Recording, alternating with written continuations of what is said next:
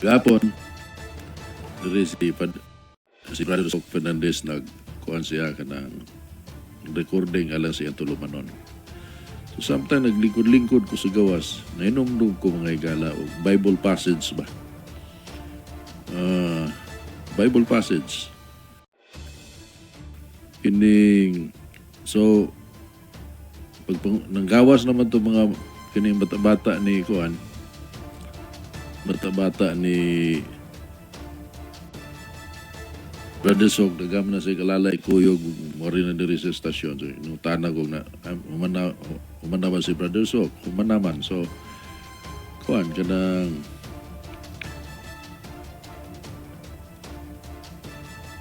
kuhan, kining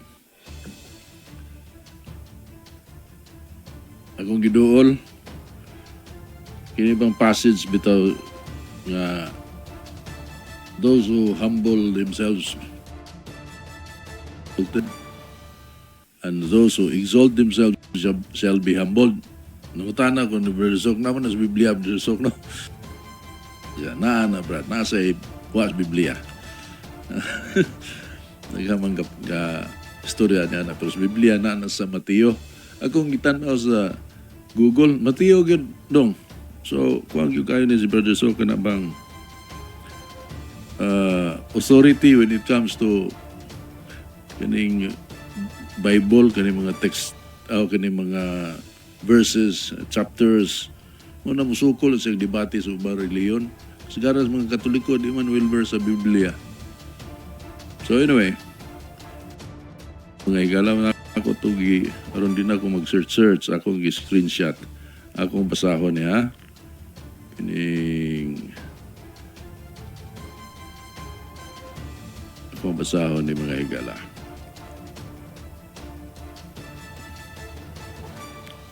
Okay. Matthew chapter 23 verse 12. Nagkanayon. For whoever exalts himself will be humbled, but the one who humbles himself will be exalted. Humble yourselves before the Lord, and He will exalt you. Muna siya mga igala. So this is a lesson learned, especially sa mayaging bugnong lugay nun. No? Those who humbled themselves shall be exalted, and those who exalted themselves shall be humbled, says the word. Muna na ang naitabo. Ang debacle mga higala sa eleksyon sa probinsya, di matabang yun. Di matabang. Although I predicted it, but dili ko sigurado because of the money element. Pero accurate yun akong prediction eh. Kanang proud ko musulti nga accurate yun. Except nga ang akong gibasihan na sa social media lang. But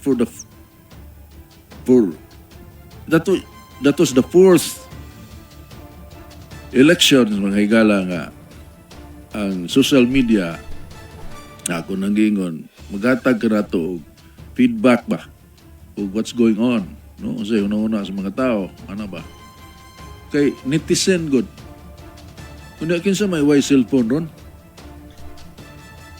mas nindot pag ganyan ng cellphone so uban kaminos nga balabala na pero dili tanawar ko ng ilang cellphone lamay kay mga kamera ana ba so everybody owns a cell phone. It's not a cell phone actually anymore. It's called smartphone. Kay naatanan diha mga higala. It is practically a computer. Basta ma-online ka lang, the world opens up to you, no? Nalang ka internet connection. Nga naman say ko ana, kanang 50 pesos lang kanang internet, kanang move, kuan ba, kanang data. So, in other words, available nimo ang information. Narana nimo o magkugi ka ba? Matintal mga kay gaabot naman ning TikTok. Kano ba katawa na nimo katawa bitaw? Magikik mo. Ano niya? binisaya kanang haskang ahaka. Kana haskang ahaka. Hasta mga Amerikano mo gamit na ihihi, haskang ahaka. Cebuano kaya na. Or Bisaya. Anyway, gaabot na siya. So, ikaw mismo, bisag dili ka politically inclined, mangita ka sa mga video, makakita ka sa mga gipang-post nga video, and the sense of humor is of the charge, mga igala sa mga Pilipino. Kana lang, lalay, kataunan kayo na pagkakita na ko na si Martin Romualdez Galacam. Ano man lay? So, buaya mo na lay niya. Kana de si lalay, buaya gid na. Lay. Ano? So anyway, mo na siya mga higala nga. My point I'm driving home is ang information is available to people. Alright. So, kana siya, kaning gadget, which is number 1 is siya sa out of 100 inventions of the century, mga higala. 100 top inventions, kay daghan man. But, gilimit to 100. 100 top inventions. Number 1 is the smartphone, mga higala. Smartphone. So, kuan kayo, kanang it's a good feedback source ba of what's going on. So, tanaw na ko yun. Kung saan pagdaog kung mo ni basihan, ilubong, either it's from 87 to 98% ang comments against GWEN. Bisag kinsa nga postings, gikan ba sa Kapitolyo, gikan ba ni Byron, nga i-transport mo nila sa lain nga kanini ang platform ng Cebu Politics, kay di magkaka-comment sa platform ni Byron, kanini ang blog. Gi-off man nila. Adto dito latan, ug ngano sad yun nga, giyon sa pagkampanya. Kuwang yun, just so arrogant ba? Kanang because for several electoral exercises, murag din aman gud sila mapildi. So, in fact, sa akong hinabi nga mga political observers, ako mga higala, huwag yun nila hatagig chance si Pam Baricuatro. Di lagi nakadaog si Pam. Antod, 2 nights before the election, haya sa akong usa sa among kauban sa The Shikis Boys, si Dr. Mario Chan nga mitaliwa na taon, katapok na sad mi dito. Kung nag-istorya gyapon politika gawa sa amigo nga namatay na politika gyud. Ug di silang tuo nga magdaog si Pamoy. Ako ray muhatag og di ganit China man siguro ilubong lagi na. Ilubong na si GWEN. So, may organisasyon ko si Pam God. Ang endgame, importante magayo. Kinamangay, ano. Si kamang ko. Ambot lang ang kinini ang watchers. Watchers, pero na may mga independent observers kunuhay. So, di siguro ito mabalaka ng watchers. O, ako gatuo nga, pero usara lagi akong source. Niya ako naman yung i-validate mga higala. Ako amigo, nga maing laki yun. Niya kanunay sang kasuri-suri kay he is working with a politician. So he's aware of what's going on. Sabay, maune, akong istorya. Unsa may reality on the ground, nga siya, nakasakay, mauna yung term, nakasakay yun si Pam sa popularity ni Duterte. Although si Sir Eric bingon nga dili nang kasakay murag di agyod sa destiny ba nga convergence of events nga nakapahimo niyang gobernador, no? Kaya ang surge sa popularity ni Pam Baricuatro kadto magidakop na sa Duterte.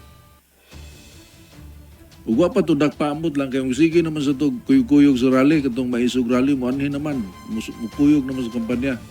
So we don't know that, but ang katong effect yun sa pagdakop or kidnap, depende kinsang source imong basihan, nakapasikat gito ni Duterte. Na-revive ang support sa mga Pilipino ni Duterte nga may fade na ba unta to? Marabag history na lang si Duterte ba sa politika. He is just at some point he was just part of beautiful history no po nga, glorious history. Ang exit niya nga popularity sa popularity survey, trust rating, so yun score kag 87. You're supposed to be lame duck already. Pero may exit si Duterte at that acceptance rating of 87%. Una ang usa ka survey gani 92. Taba to or SWL. Basta kay dako yung kay trust rating si Duterte pag gawas niya. Pero di naman siya presidente, may hinahina na siya o fade ba? Hinay na malakaw ka na, disgrasya yung motor ko, anak ka nang mugawa sa video, masya ka ba nga, uy, tiguang naman, digom. Di pa na yung na nagbarog, ang kalit mo lang katiguang, niya, kumigo yung na disgrasya yung nagmotor ba, natumba ba. So, fading na sa digong. O kinsay katambag ni sa Marcos administration nga ilang pada sa diheg. Stupid yun. It was a stupid move, I tell you. So dito, on video nga, gitapukan og military ba? So na itong, may armado na ito, unnecessary force ba ipakita dito? Si Turi nga, ngingan lang nagpisot good story tungkol sa kalagot sa mga tao. So yun ang kana. So anyway, mo na nahitabo mga higala. Ug may sakag yun ang popularity ni Duterte. Inday Sara nga nalubog na unta tungkol sa Quadcom. May saka. May saka ang ilang popularity mga higala. Ang ilang trust rating ni sutoy pa doon sa taas ug daghang kahig. Usa niya na si Pam Baricuatro kami. Surge man yun. There was an apparent surge of support for Pam Baricuatro. Human dala sa dahig si former President Rodrigo Duterte. Ug pagkaunsaan nakakita na to, sakto na unta itong gihimo ni GWEN ba nga iyang ipasabot nga obviously naagay mga reklamo sa crowd ba. So iyang ipasabot nga nagpadayon magkugrespeto sa kanhi presidente. Wa man na sila managan BBM kontra Duterte. Wa man, di man lahi man ning eleksyon na ana sakto unta to dito unta siya kutob ra dito. Wa man nadaman sa kahig ang iyang emotion. Iya naman hinugingon nga naapa sila ICC sa inyong kagaral. Ano ba? Kana bang she was a wicked witch in that video, I tell you. Kuhan ka nang with fury ba? Furious kayo siya. Kanang bitang tiguang maot. Yung anak bitaw, bantay ka ng, I'm not saying as si GWEN tiguang ha. Kanang karakter ng tiguang maot, mo'y may gawa sa video, kanang sa inyong kagaral, napa sila'y dahig, ano ba? Ug nagbalik-balik na sa social media, mga higala. Perting kusuga sa negative comments, gilataan siya diha. Pero nagtuog siya nga, overwhelm ang iyang organization, kaya ang mga mayor to niya, unya dagang kaya nga lirong po niya nga sip-sip. Mismo si Byron na may mga videos Byron nga previous video na prior to the election. Gaprepara na sila sa inaugurasyon. Samtang si Pam to apa sa kamutis, kasakay o gabalabal, yung ibugol-bugolan. Ano ba? I'm just saying that, telling the truth, di ba? So, wag yun sila kahibaw kung sa'yo may tabo. Gatuog, so confident nga mo daog. O na nga, debacle yun yung mga gala. Why? Because this is not just kuhan ba ka na bang not even a close call. Layo kayo biya, yun. Kanang kulatado yun. Kuhan yun, kanang bang humiliating, devastating and humiliating ang naitabo ni Gwen. And I don't think she can ever recover. There were, sa ako observation, dagang mga mistakes ilang kampanya. Kami si Gwen, miga may anang Gwen. I remember sa una, sinoy public pa mo kandidato. Gasakay may sa supercut, gikan sa Ormoc, paingon doon sa Cebu. Nabalaka siya, kung saan ko na may tabo ni daddy niya. Alex, uy, ano ba?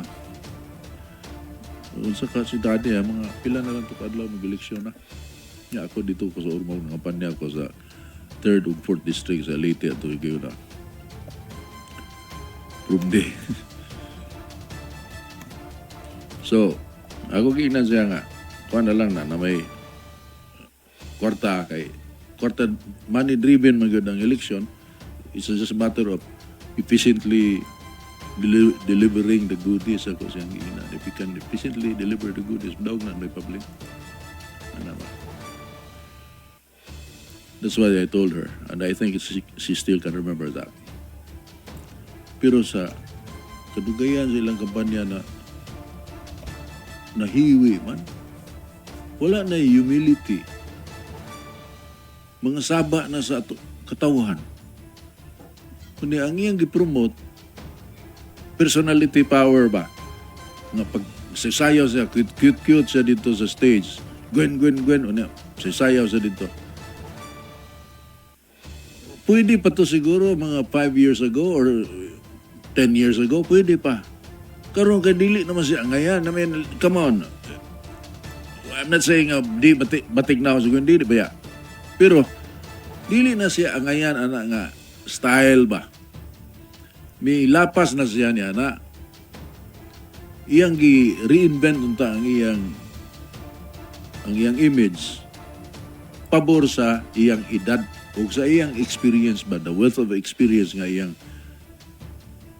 lagian tungod sa iyang pagka-gobernador. Kung ano siya, national level na nga politician unta ba, pero she succumbed to her narcissistic personality, mga igala. Sayaw niya. Dito mo to, combination of all the negative things that could ever happen to a campaign. Mo ni tabo ni Gwen. Lubong yun. Kanang gilubong eh. Lubong. Unya, kanang nakadugang sa yung dibalas ka na si Byron. Tinoon na Byron Bidas, Byron sa doon. Huwag mo ko kabaw ganing na-vlog na si Byron. Ha? Na-vlog. Kay ang mga kontra ni Gwen, nag-istorya naman ba ni Byron? Di, moabot yun na sa imong dunggan. Ha? Vlogger na si Byron. Ano ba? Wadi ka kay Bao? Ano ba? So akong gi-search dito, at tinuod si Byron. Naunsa mo sa si Byron nga bugal-bugalon kaya, pero siyempre, confident ka nga mo daog imong kandidato. Most likely, mao sa na imong attitude. Kung dili ka kanabang laom o kabubuton ba or hunahuna. Ug tapaw ka mo na anak ka diya padong. Mo na gidingatan ni Byron. Kuan kayo kanang tapaw ra kayo ba ang iyang pagtugkad sa politika. Ug dito siya mo. Pero basta again, dato si JBR mga igala na mayor man to sa Talisay. Ang major mistake ni JBR, human siya makadaog, iyang gi-appoint ang iyang anak. Ang iyang anak, major na yun nga mistake. First step na napandol na dayon. Pero wa sa kasabot ha, nga napandol na day. Siya. Kay ang iyang gi-appoint nga administrator sa Talisay, iya mga anak, kay taas o grado niya. Yeah. Tanaw ni GBR, ako ni i-groom siguro niya, total qualified pa niya anak ba. Pero ang anak doon kay mabaw man og understanding sa politika. Og naay mo negative sa iyang amahan, iyang mga awayon. Kay emotional mo siya, anak mo siya god. So, mangaway, sige na pangaway ang iyang mga kuan sa dipinsa sa iyang amahan. Kanunay na mangaway. Ug mao'y gidangatan ni Byron. Magbugal-bugal siya. Niya.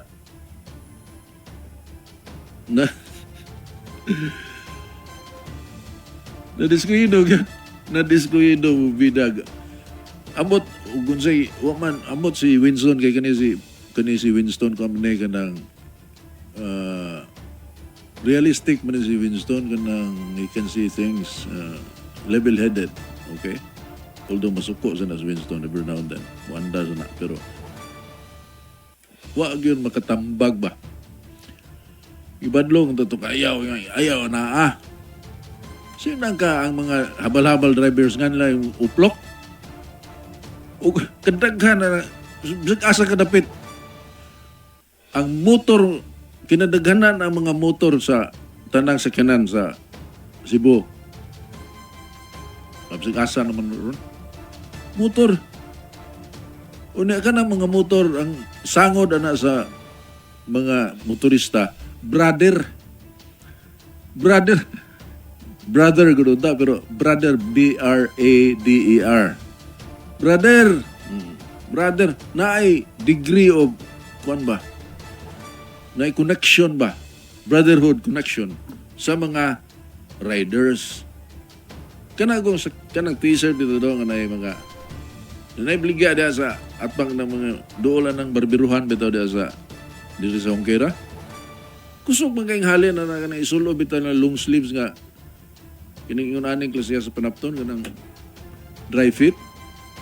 Muna kay ganahan mamusulo ba na mga na motor. Of course, katong mga big bikers, dili mo gamit, pero katong prized possession na sa mga tao. Kaya sa una, magbakta sa tao na sila. Nakamotor na kayo, barato kayo, down payment lang yung 3,000 na kayo motor. Ano ba?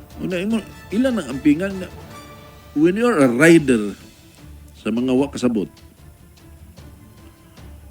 you feel kanang something ba nga? Freedom. Kung ka kanang naay laing level imo bation sa kanang ang makasabot ani kanang mga motorista pareha nako. I love riding a motorcycle. Ang ako lang di ganahan motor kanang helmet ba. Init kayo. Pero guay helmet ay almi anong motor. So anyway, daghan kay na sila. Ug nganong hilabtan ni Byron, wa ko kasabot gyud. Tungod anang motorcade lagi para ni Inday Sara, para ni Pam Baricuatro, freedom ride, something like that. Sagdan ang tato niya, good. Unsa mang iya mang gilabtan. Unya kana si Diparine kanang nagkiha ni Gwen nga mo'y nakaingon nga naay mando nga suspensohon siya sa ombudsman. Leader na sa riders. Gingan lang man mga uplok. Byron, noon sa mantawa ka do. Nganong imong ito gihilabtat? Nawana, too late the hero, no? Di yung tatubuhato niya, but he did it. Sorry. So confident nga mo daog yung isuon. Karon, kulatag yun. Mura ba og contest mga higala nga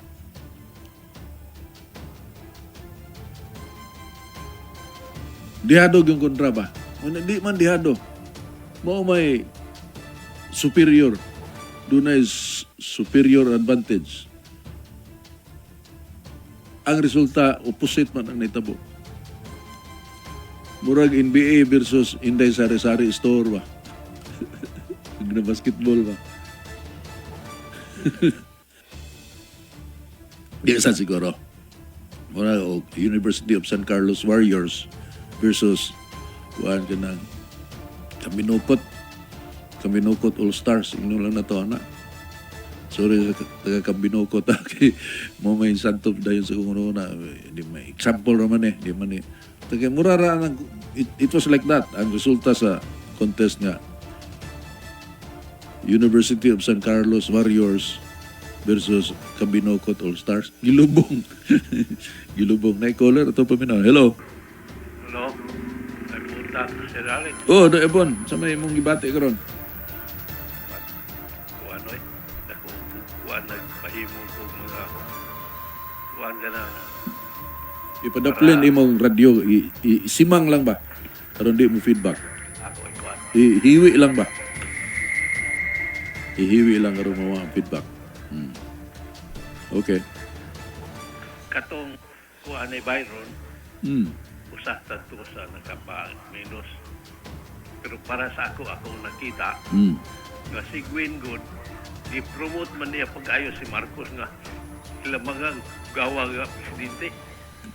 Iluod na ang mga tao ng Marcos. Kunya iyang i-promote. Katong rally nila. Sige siya promote. Wa na ito sa magkuhan kay mga tao labing tinuod. Iluod na aning mga anang Marcos. Ang uban gani ganahan nga mabartulina na Marcos ta. Kay ang undahan niya sa Pilipinas sa mga gawa sa pinting kinuwatay. Ang mga drug lord doon nalipang na. Ang mga kuhan daga ng mga buwang maglagaw, lakaw-lakaw sa sada. Sa uban magbubo tungod sa temo. Mga snatcher. Ako, usa ko sa isnatan. Naglingkod ko, gilayo ko sa snatcher. Kaya di mo kong kaliho kayo kay one ko na ka-stroke mo ko. Gibira, bracelet. Nagatang ang motor. Pagkabira, lalo sakay. Muna, nga ang mga tao giluod ng ang kaning mga palito, kaning mahala.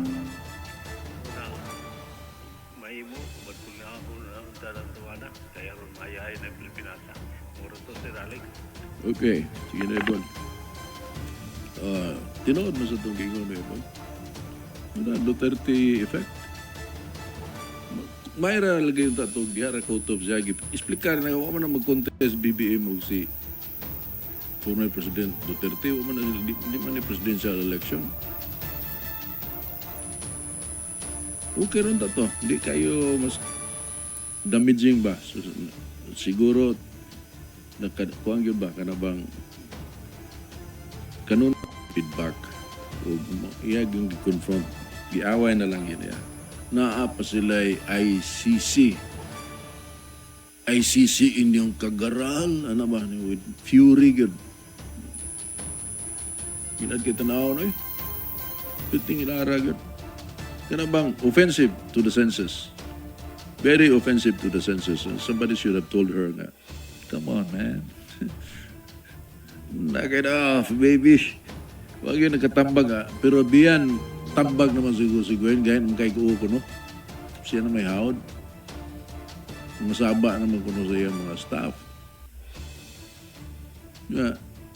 The funny thing, Higala, is, di ni panghilabot ako ni Byron kay yaham sa nang kinabuhi. Pero, tawanan kayo nga,